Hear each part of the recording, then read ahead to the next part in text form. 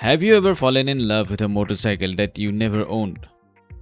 For me personally, and thousands of other Indians like me, it was a small Japanese motorcycle. Two-stroke, 97cc. It was the RX100.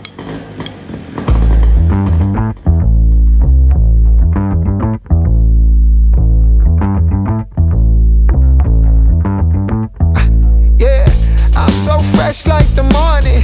Mouth wide open like they yawning. Every time they see me, they in G-Shock. Homie, this is too far. Homie, I feel too alive. It hasn't been built in the last 30 years, but it's still the loudest coast in Indian motorcycling. To understand the RX100, first you have to understand what India sounded like before. It was 1985. The roads were quieter then. Most Indians did not own a motorcycle. They owned a scooter or they owned a Royal Enfield Bullet that thumped slowly. Motorcycles were heavy, they were slow. 2 years earlier, in 1983, TVS and Suzuki had quietly opened the door. They launched the AX100, a small, light, two-stroke commuter that was cheap to buy and cheap to run. Indian buyers noticed, and so did the Escorts Limited. Escorts already had a Yamaha partnership going. They were building the Rajdoot RD350 under license. It was a beautiful machine, but it was also a sales disaster. It was too heavy, too expensive, and too thirsty for petrol. They needed something that the country could afford. So, Escorts Limited went to Yamaha Japan and asked for something different. They asked for a cheaper, simpler, and a lighter motorcycle. A motorcycle for the first-time buyer. In November 1985, the joint venture Escorts Yamaha Motor Limited put that bike on the streets. They didn't hire a model for their first ad. They hired Sunil Gavaskar, the captain of the Indian cricket team. The man who was carrying the country's pride on his shoulders. 100 kilograms. That was the weight of the motorcycle, lighter than two adults. The engine made 11 horsepower at 8,500 RPM. It was nothing to be boasted about on paper.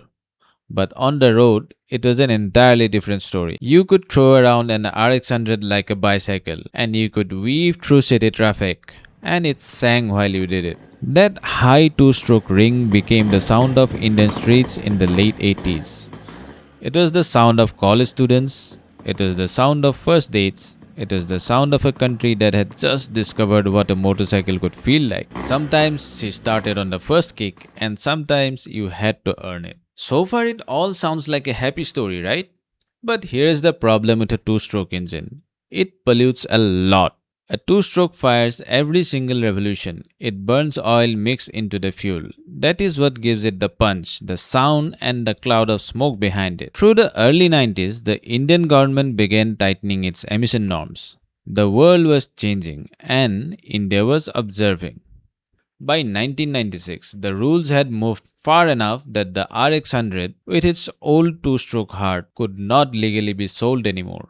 In March 1996, the RX100 rolled out of the factory for one last time. But Yamaha did not give up. They tried again with the RXG, a bigger engine, a heavier frame, the same name running through it, but it did not catch.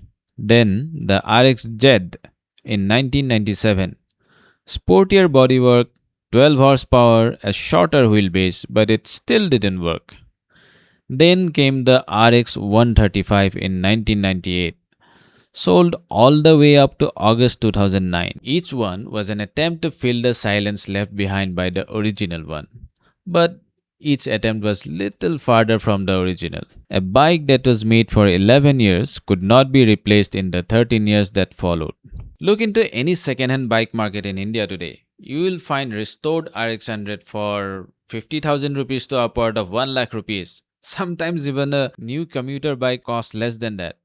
People are not paying that amount of money for that bike's performance. They're paying that amount of money to buy back a memory that they had. The sound, the feeling. A bike that was built for 11 years is now remembered more than 30 years. It's no longer in production. It's no longer in the showrooms. But still it's in the people's heart.